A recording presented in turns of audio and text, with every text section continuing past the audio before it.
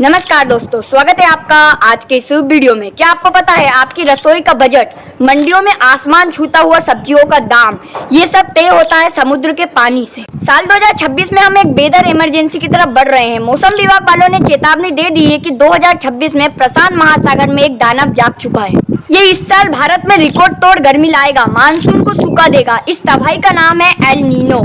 ये जब एक्टिव होता है तो भारत में सूखा पड़ता है, ऑस्ट्रेलिया के जंगलों में आग लगती है और अमेरिका में चक्रवात आता है। लेकिन सवाल ये है कि आखिर ऐसा क्यों होता है कि आधी दुनिया भूखी मरने लगती है। इसे समझने के लिए हमें उन हवाओं में जाना होगा जो हवा मानसून भारत में लाती है।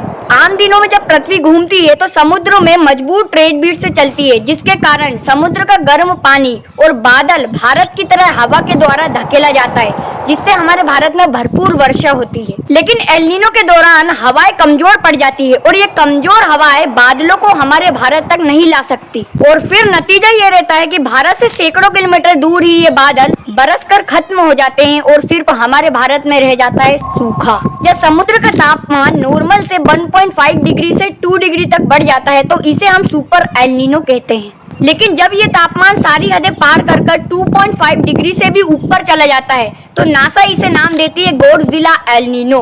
नाम की तरह इसकी ताकत भी एक मॉन्स्टर की तरह होती है। जब ये आता है तो पूरी पृथ्वी का वेदर सिस्टम को नष्ट कर देता है। जिन देशों में आज तक सूखा नहीं पड़ा उन देशों में हाहाकार मच जाता है और पूरी पृथ्वी का वेदर सिस्टम और इकोसिस्टम नष्ट हो जाता है। और सबसे डरावनी बात यह है कि 2026 में इसी का खतरा हमारे सिर पर है। इतिहास में सन 1997 और 2023 में इस सुपर एल नीनो के कारण सब्जियों और अनाजों का दाम बढ़ा दिया गया था, और अब ये 2026 में जुलाई अगस्त में फिर से एक्टिव होने वाला है, जिसके कारण हमारे भारत में 92% बारिश होने की संभावना है। कम बारिश होने का सीधा मतलब है कि खेतों की फसलों और सब्जियों में कम उगाई और मंडियों में भाव बढ़ना, यहाँ तक कि बहुत भयानक हीट वेव चलना।